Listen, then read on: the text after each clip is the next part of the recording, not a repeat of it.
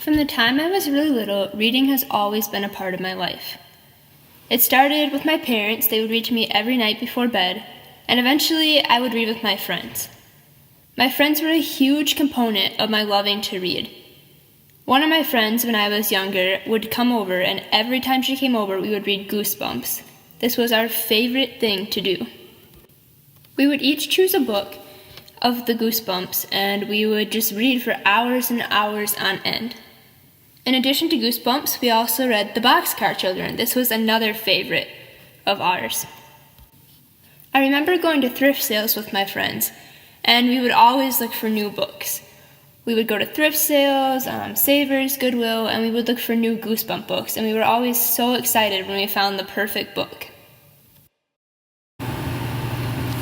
In addition to reading with my friends, I remember that as a child, my dad was always an avid reader. Whenever I would see my dad, he was always reading something, whether it was the newspaper, a magazine, or a chapter book. My dad's favorite author was Stephen King, and I remember that in my closet there was a giant bookcase filled with books from Stephen King, and I was always welcome to use these books whenever I wanted to. I had access to a variety of literature, and I didn't even have to go to the library. I'm still an avid reader today, and I think this is partly because my parents and friends were always reading around me. I was always being exposed to some sort of literature, and I was always listening to people or reading to people. I don't think that I would be the reader I am today if it wasn't for my friends and my family.